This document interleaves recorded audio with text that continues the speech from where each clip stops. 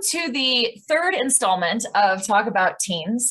This actually came about when Elisabeth, who is out in California, she and I are in a networking organization, actually a couple of networking organizations in common. And she reached out to me. She said, hey, there's a cool upcoming conference on children's mental health. Would you be interested in attending it virtually? Because of course it was during COVID. And then maybe we can kind of put on our own series. And we started brainstorming and we said, yeah, we'd like to do that. And we started thinking about other people that we might want to include. And Elisabeth has known Deborah and said, Deborah's fantastic, has a ton of insight. She's also, we're all veteran educators in our own spaces.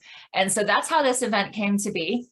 This is actually our third of 4. And today we're going to be giving you support on supporting your kiddos as we go back to school, not only back to school in general, which can be stress inducing and anxiety producing, but especially if we're looking at going back to school for the first time in a year and a half.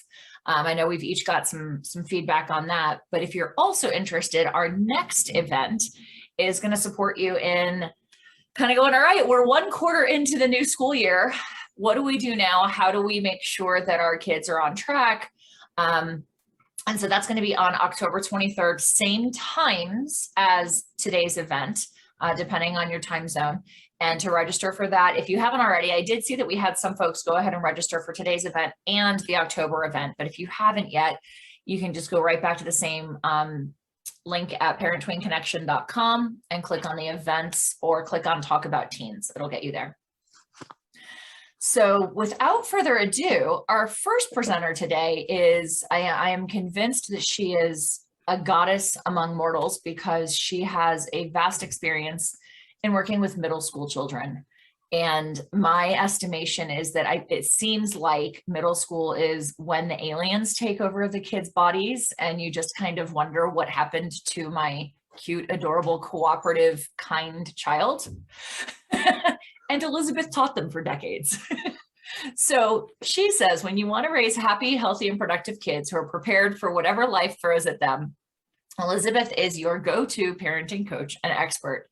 She says, kids don't come with an operating manual. So if you think you're supposed to know how to parent or that it's just like magically built into your DNA, alas, that is not true. With more than 50,000 hours of working with kids and parents to support her in her work, and to support them, Elisabeth can guide them through any situation. And I can tell you, she has some, what seems like absolute miracle cures. She says, parenting is tough enough under normal circumstances, and it is a skill. It can be taught. And if it can be taught, that means it can be learned and it can be practiced. She's the author of Parenting as a Second Language, and she was a longtime teacher with the Redwood City School District in Northern California. Elisabeth brings more than 25 years of working with kids of all ages to working with parents now. And through her talks, workshops, and webinars, Elisabeth shines her warmth and wisdom with parents around the world. So without further ado, I'm going to toss it on over to Elisabeth. Well, thank you so very, very much for that warm welcome, Clarissa. I appreciate it. And I'm super excited about our Rocking Back to School, and I'm going to be covering Rocking Back to Middle School. And when Deborah and Clarissa and I sat down to talk about this, there were more topics I could have, the 4 topics assigned to me, we could have covered, I could have covered in 2 hours. Given the time that I have, I'm going to, I'm not going to deliver everything promised, but what I'm going to deliver, I'm going to deliver well so that you have something down. And the thing that I really wanted to cover was, what is it that teachers expect you to cover at home? What is it that we sit around in the teacher room and we say, this kid can't do this, I wish these parents would do that. And we don't really mean that from a judgmental or negative point of view. We're parents ourselves mostly, and we get how hard it is. And at the same time, our job is to teach. Our job is not to parent. And while there's a lot of nurturing involved in teaching, the core skills, what sort of brings up a child's maturity level, that really comes from home. So what is the first thing we expect? We expect that our kids are going to come to school with their basic needs met. That means they are arriving to school on time, that they have been fed, that they are dress code dressed. And we understand that a child may be dress code dressed when she walks out the door or he walks out the door and may arrive at school looking different. We get that. And at the same time, we at least expect you to be fighting the good fight at home about this is the school standard. This is what we want to see our kids do. Finally, we expect your child to be awake. And I realize again that not every child is awake in the morning. And I taught at a school where one year we decided we'd do A weeks and B weeks. And in the A weeks, we taught periods 1 through 7. And in the B weeks, we turned that around and we taught 7 through 1. And it was astounding the difference in a student you had. I had one student, first period and 7th period. I had him first period for English and 7th period for German. And when he came to German class, he got given a German name. So, in the morning he was Nick, and in the afternoons he was Wolf. And it was hysterical because Nick was like just completely unresponsive. And Wolf was this bouncy, great little kid. And then we'd get into a B week and Wolf would be like comatose. And all of a sudden I got to see who Nick was as an English student. So when I say we want basic needs met, I do recognize we are dealing with a middle schooler, and that means that there might be a lot of variation and a lot of pushback, but we expect you to do your good college try on getting that kid there on time, fed, dressed appropriately, and having had enough sleep the night before. That being said, we totally get when the kid has made you late and you have left the kid at home, and now the kid is 2 hours late to school because he had to walk to school because he didn't get ready in time to be in the car so that you could drop him at school so you would get to your meeting. And we are happy to work with you on, what can you set up at home in order to try to make sure that he gets there on time.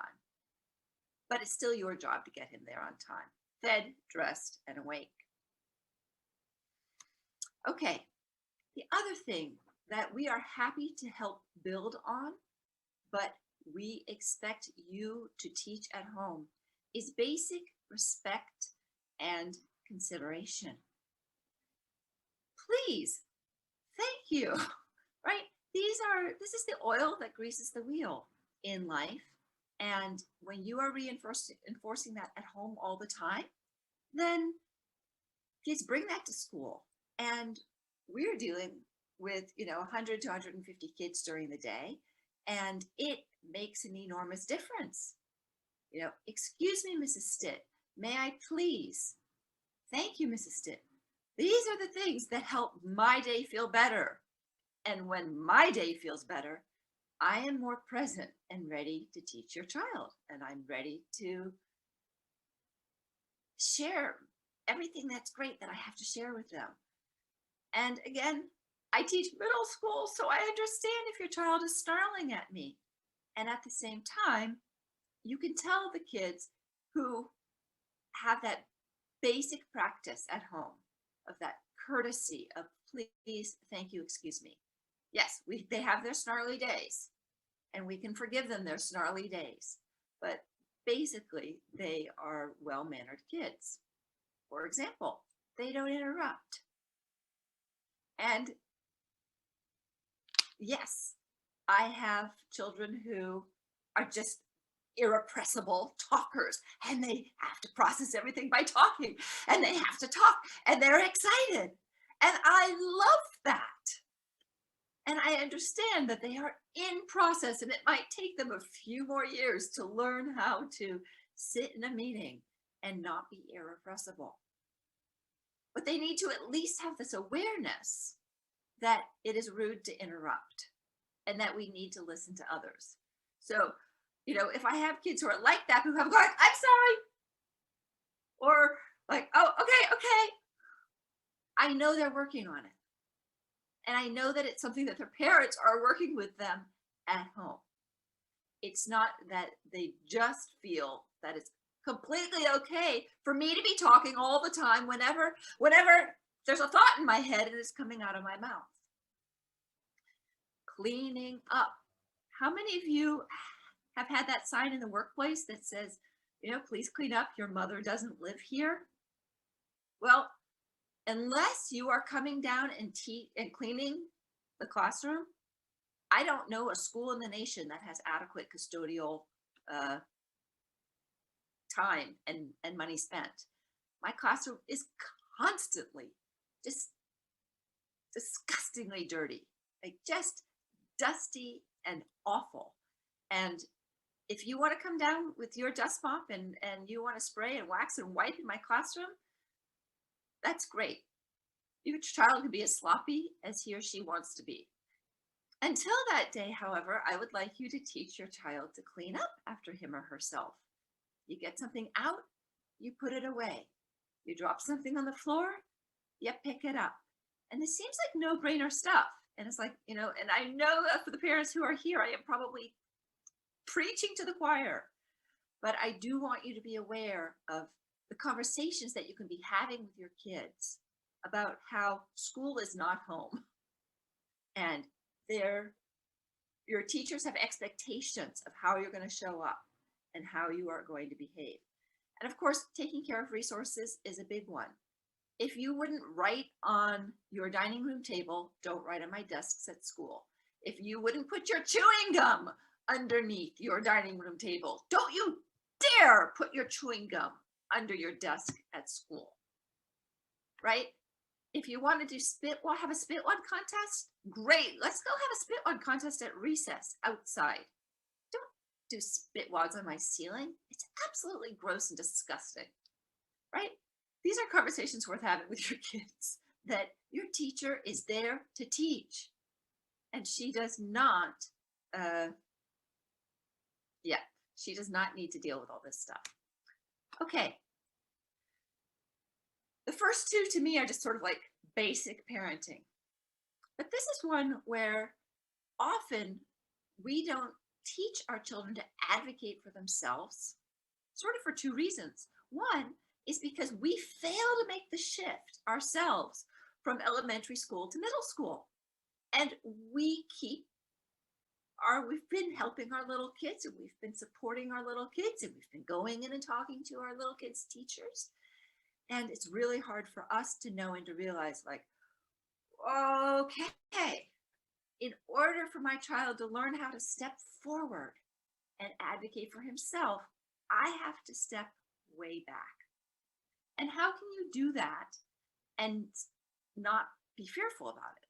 Well, for one, you can talk to your child, have conversations about, the first thing when your kid comes in and they throw the backpack on the floor, they go, "Ugh, Mrs. Stitt is a witch. I hate her."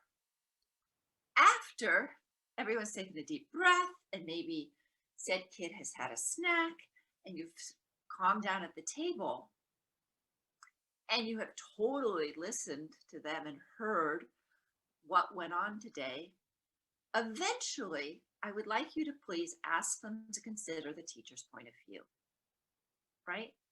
Well, maybe Mrs. Stitt shouldn't have done that. What might have been going on for her that's the way she responded? And in talking to your child, you may come to either the conclusion that, Mrs. Stitt is having a bad day and she's human and she has 150 kids to deal with and you are one child. Or a child may come to the conclusion that, well, maybe I overreacted, maybe I didn't study enough, maybe I wasn't paying attention when she said that was going to be on the test. Either way, it's a mature person who can put themselves in somebody else's shoe and go like, okay, how was is my reaction taking into account the fact that I'm dealing with another human being? All right. You're going to teach your child to advocate for themselves. After this conversation, it's clear, yep, the child has a leg to stand on, and this is something the child needs to talk to the teacher about. Help the child anticipate the teacher's reaction. And teachers get reputations, and you'll know different teachers. And I used to do this for my students all the time. They would come in and they would plop down by my desk at recess, or fall on my desk at recess and go, oh, Miss Wood hates me. And we would talk through the fact that Miss Wood does not hate you. Yes, Miss Wood has very high standards, and she can be intimidating. And, and then I would be able to kind of reassure them, chances are this is how she's going to react. And you are an adult. You can imagine the teacher situation. You have a much better chance of helping your child to anticipate how a teacher is going to react when approached politely and with the right words, right? And even if our child is in the right, there's still this power imbalance, which says that for most teachers, the child is still going to have to come with some level of humility, some level that says, I'm not sure about this, Mrs. Stitt, I could be wrong. And at the same time, I think you put this on the exam, and as I looked through my notes and I talked to some other people and had them look through their notes, and we don't see anywhere where you said that you were going to look at this on the exam. And this is something that I remember you talked about it in class, but you really only talked about it for like 5 minutes. And could we talk about that? Right? If a child came to me that way, I would be so ready and willing to go, oh, really? And sometimes teachers, I'm like, no, I know I talked about that. And sometimes, especially if a teacher teaches the same class multiple periods in a row, she knows she said it out loud. And she may not realize that she said it out loud first period, and she said it out loud second period, and maybe even third period, but by fourth period, maybe she forgot to say something out loud. And then maybe she does need to make an adjustment. And thank you, kid, for letting me do it. And the great thing when a kid does that and they do it politely and constructively is that now I get to go and make amends with my whole class, right? I get to come back to my fourth period class and say, you know what, kiddos? Johnny very nicely brought to my attention that I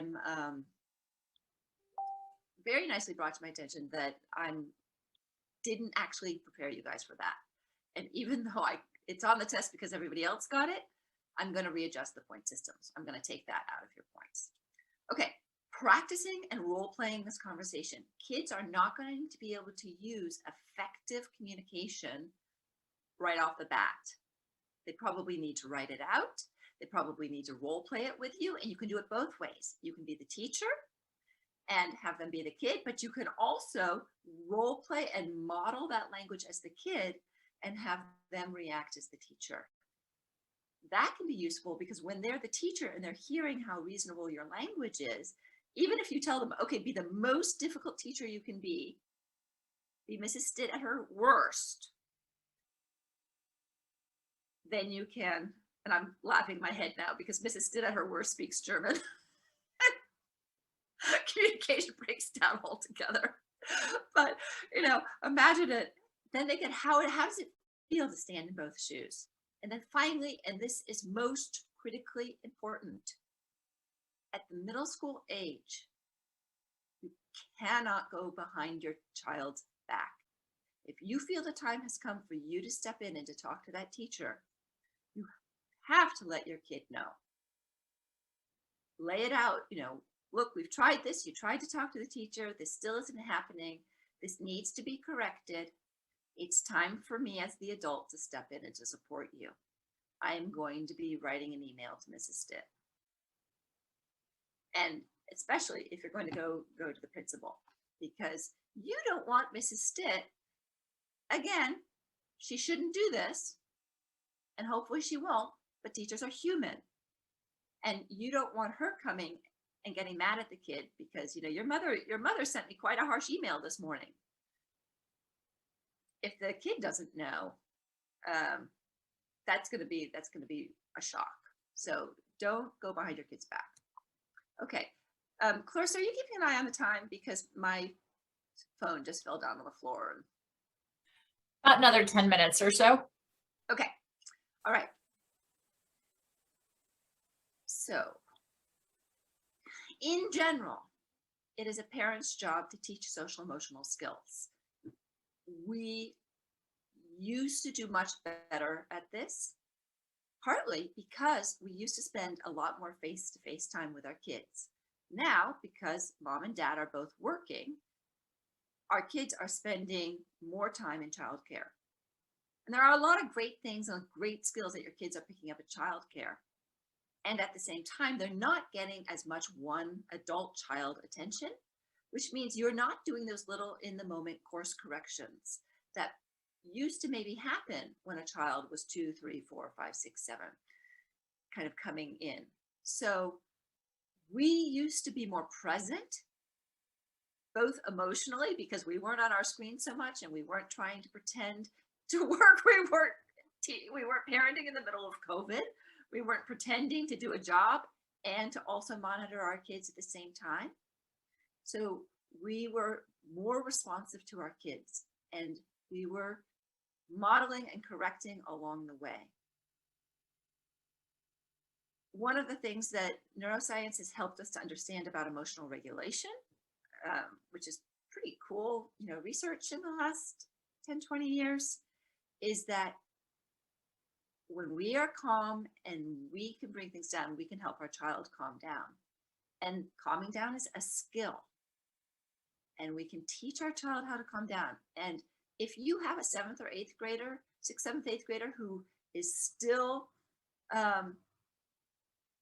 yes, okay, and let's put brackets around this, because one of the workshops I teach is, where did my sweet baby go? And I teach that workshop because we'll have a kid who was doing great. You were looking at your 10-year-old and 5th grader going like, I've got the best kid. She's responsible. She turns her work in. She's sweet. We have this great relationship. We have fun together. And then 2 years later, you have this moody, snarling beast, and you're thinking, where did my sweet baby go? So yes, we have to expect the emotional roller coaster. And at the same time, kids who have skills in the area of emotional regulation are able to bring themselves down faster from, a flare of rage or upset, and are able to lift themselves up more easily out of a funk because they have the skills. And the skills are the same skills that we use, right? We take a deep breath, we count to 10, we walk away for a moment and we come back. We make sure that we've had enough sleep and that we've been eating regularly, right? This is all things that we can really set our kids up for success in school through our parenting. Consideration for others, that came up a little bit in, consideration for your teacher, consideration for the resources. But again, kids whose parents have modeled, and if you have multiple kids at home, we know siblings fight with each other. We know siblings go at each other.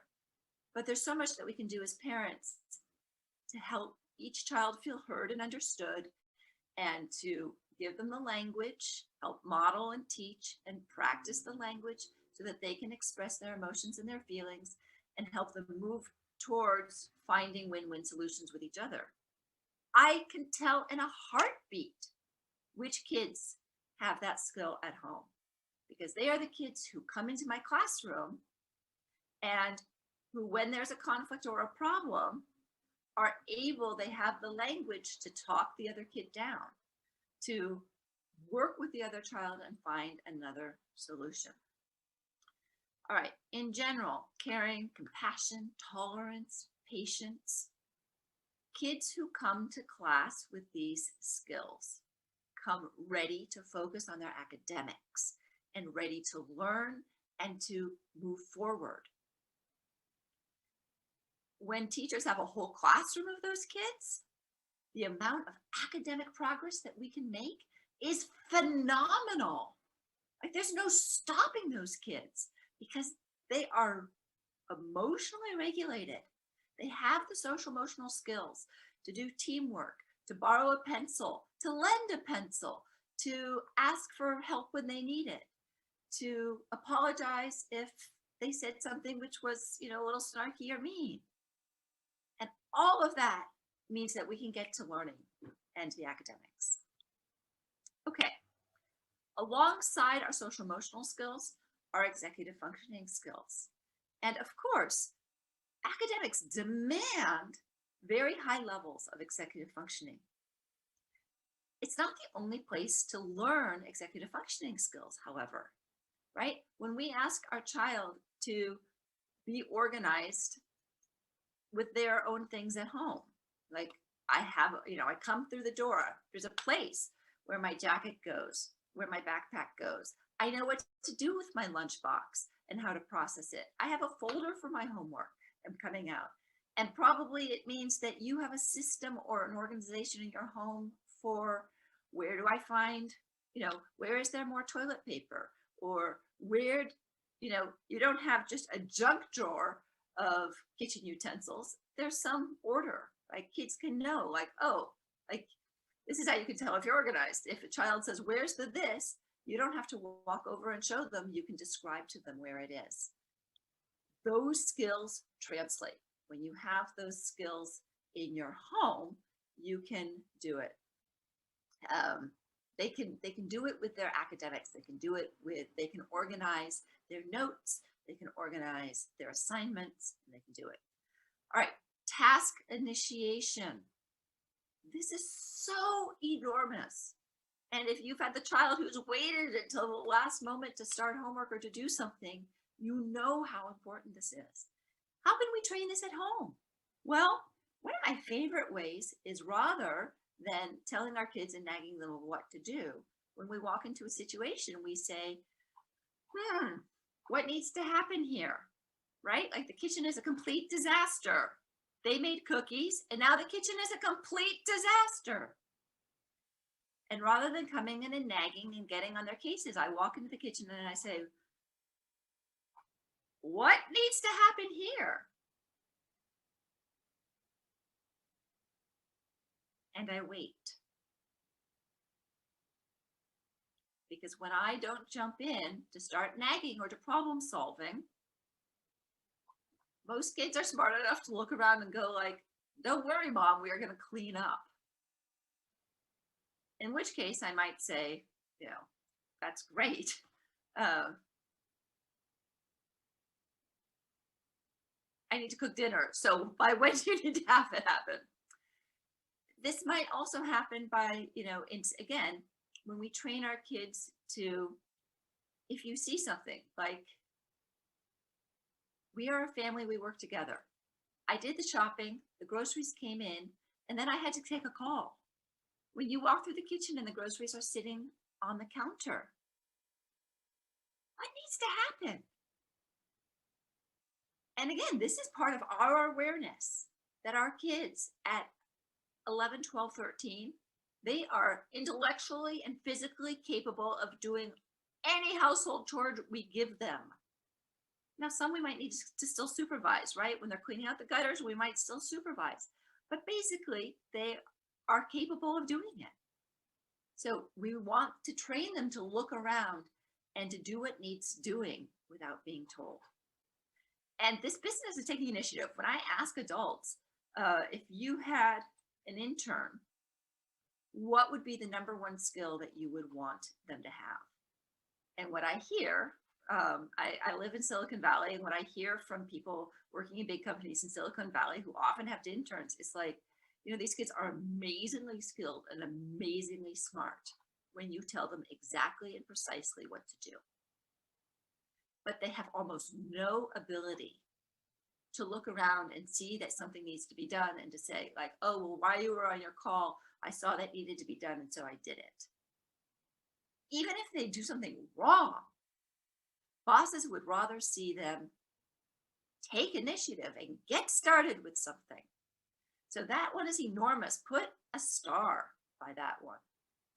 All right, impulse control is really part of the emotional regulation, but again, it says I'm going to think before I act.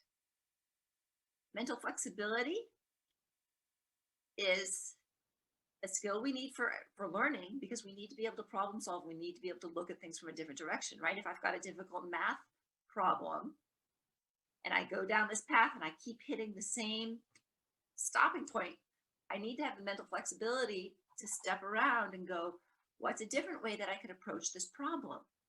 Well, that's a great question for when your child's like, Mom, I can't do this, but this is that. Come rescue me. Sweetheart, what's a different way you could solve that problem? Oh, well, I guess I could do this. Great. Go try that. Right? So giving them the space rather than stepping in and taking over or saying, look, this is the way to do it. One of the ways that we help increase their mental flexibility is to go around like, Mom, the sink is overflowing. Well, what could be a solution to that? How could you do that? What needs to happen now? Right? This is part of the problem solving too. The more we put on them to step up, the more we train their brains to take responsibility for their own academics. That's going to help them at school. And it's going to help them in life. And really, there's no academic skill, maybe with the exception of the math thread, that you have to learn in middle school. Everything basically gets repeated in high school, right? Yes. Deborah Ann was a science teacher, and you can tell me if I'm wrong. Yes, I'm going to learn how to, write my hypothesis and to lay out my lab report in 7th or 8th grade. But my 9th grade biology teacher is going to teach it to me again. So really, in 7th and 8th grade, it's these things. It's task initiation. It's organization. It's impulse control. Impulse control, by the way, includes reading through the directions to the bottom before you get started, right? Problem solving, mental flexibility. We can teach these skills at home. So if we never actually helped our kids with their homework, but we had this list of skills and the social emotional skills as our curriculum at home, we would be doing our kids an enormous service in preparing them to show up and milk everything they can from their teachers at school.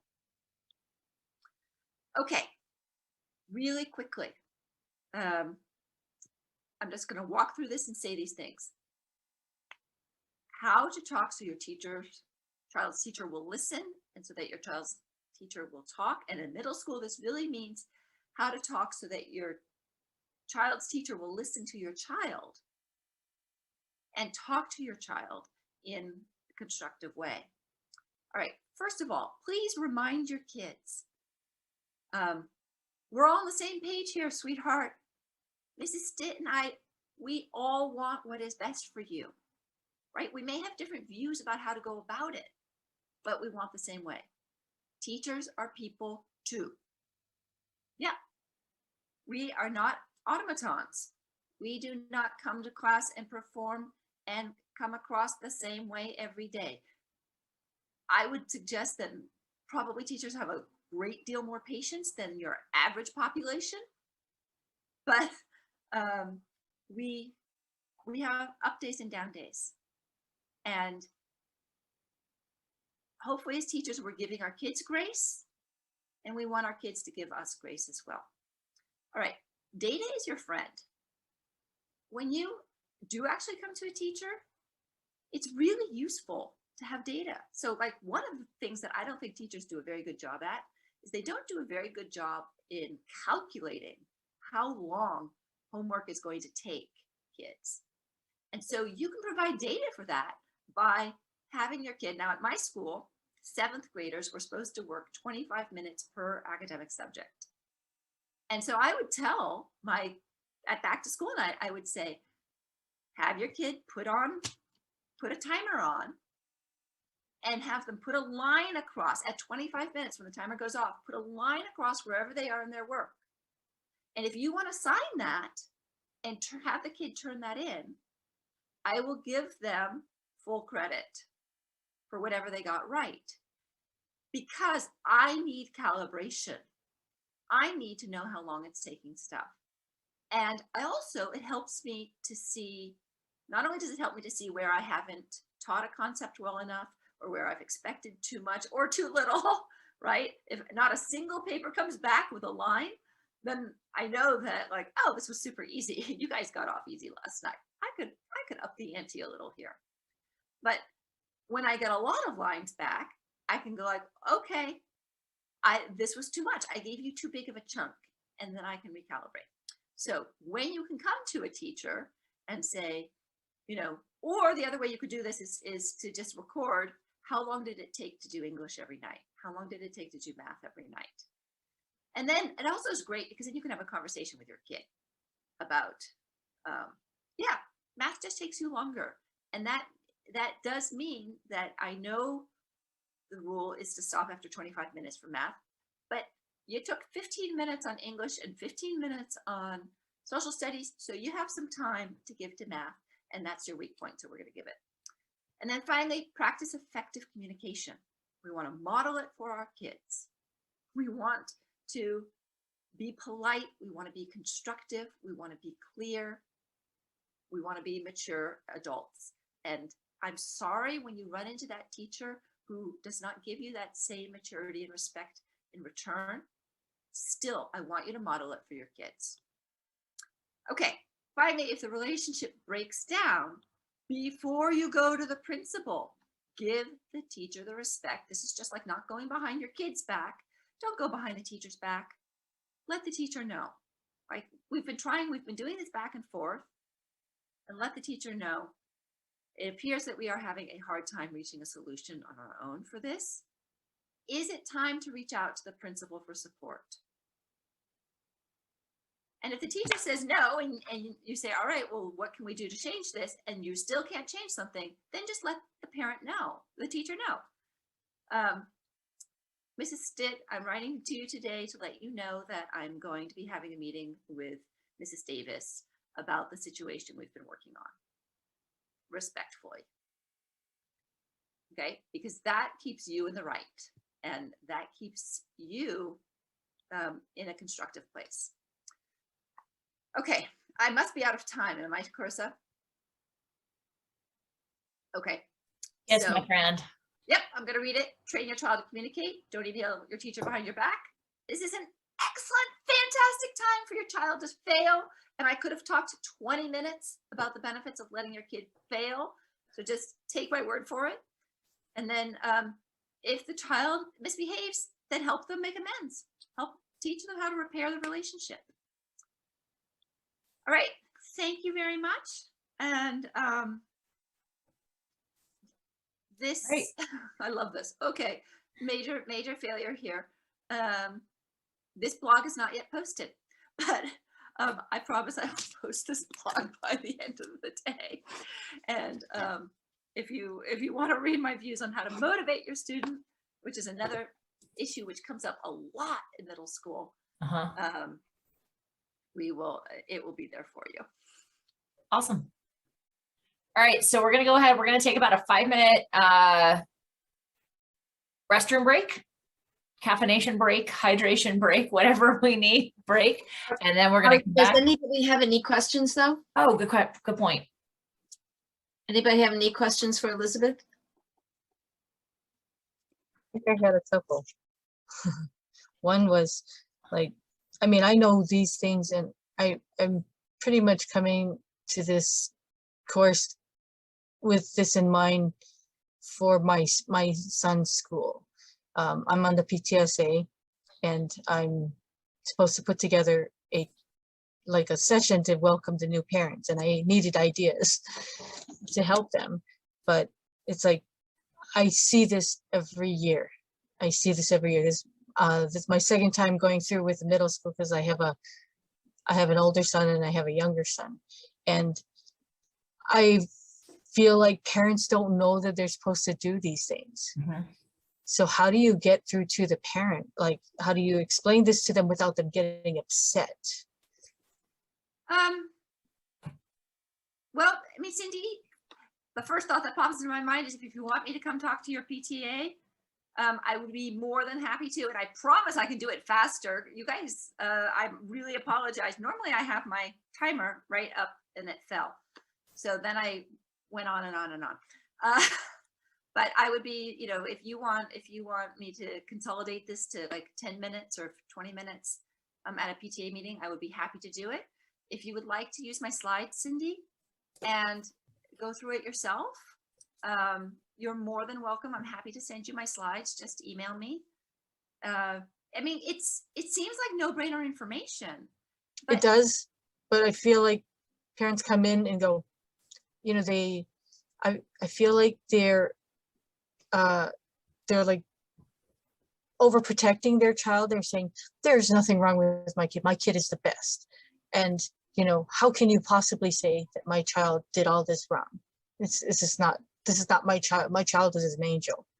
And it's like, we're trying to like reconstruct things because, you know, you see it. Bullies happen, and the push and the shove in the classroom. And we're just trying to make a peaceful, because I'm like, here we are, we're talking about going back to school after a year of being off. And we're like, we anticipate this major explosion of emotions. And I'm just, even my son, he knows that there are certain kids that he has trouble with. He knows he has certain teachers he has trouble with. And it's like, okay, how are we going to deal with this? How are we going to manage this? And we don't know what the others are going to do. And we've talked about it, but it's like, that's us. But then now I'm also, I am definitely trying to reach out to other parents and say, hey, we need to have these hard conversations. How, and they're going to ask me, they're going to say, how do we start these conversations? How do we do this without the kid pushing back saying, there's nothing wrong with me? If I may, I'm actually going to cover that specifically Okay. in the next thing. But the other thing is, when you want to present this stuff to the parents, don't present it, go at it the way Elisabeth goes at it. Don't present it as we've got this problem that's coming up. Present it as, I have found some stuff that's going to make this beginning of the year easier. And then nobody feels like, well, this is being directed at me and my child. Everybody's on board with, nobody knows what's going to happen this year, so easier is great. And I think ultimately the end idea of that all three of us certainly come to this with is, like I said in Elisabeth's intro, is that people, like, we don't have the answers. And yet socially, and I know this is part of what drives all of us in the work that we do with families and with teenagers and tweens, is, you know, there's all this support for parents of littles. You know, whether it's MOPS groups or, you know, stroller strides or, you know, conversations around postpartum depression are becoming significantly more socially acceptable. Like the stigma around all of that is reducing. And yet somehow we still have this social expectation that by the time your kids are 10, parents have it like all figured out. And parents don't realize that they hold this expectation of others and also of themselves. And so being like, dude, you don't know everything. Like, it's okay to not know everything because it's not socially acceptable to not know everything. And to just come at it, and as Elisabeth said, and as I have said, and to be clear, I don't actually have children of my own, but I've worked again in the education realm, and I'm the daughter of a not so fantastic mother-daughter relationship. So I kind of come at it from the teen perspective of like, okay, well, how do we empower the teens more so? It's okay to not know. there is no like, you have to pass like driver's ed. There is no like parenting ed, you know? And so coming at it from the perspective of like, we don't all know this. I got good information. I learned something from this. I think you'll learn something too. And if we can help our kids, there's no harm in that. There's no shame in that. So just really maintaining that non-judgment. So Also, if you guys can find the links to the previous sessions, there's a lot of information about what if your child is different than their teacher, and if there's conflicts there. So the other 2 episodes that we did with this have a lot of information in them that are covering some of your questions.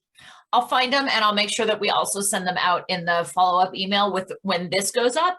You'll also be able to find it right on the same YouTube channel. So I'll make sure to do that. All right, let's do this so that we can honor time. Let's take a quick break.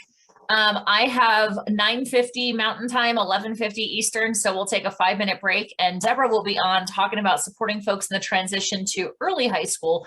And I would say, even if your kids are younger, stay tuned, because a lot of this overlaps. Yes. And I believe it's always a good idea to look at what's coming down the road, because if it's developmentally appropriate for your kiddo, like we recognize not every kid develops at the same time. Some of the things that Deborah may have to offer or that I may have to offer can completely be applicable to younger kiddos. And a lot of what Elisabeth, for example, had to offer is going to apply to some of our college-bound kids. So stay tuned. We'll be back in about 5 minutes.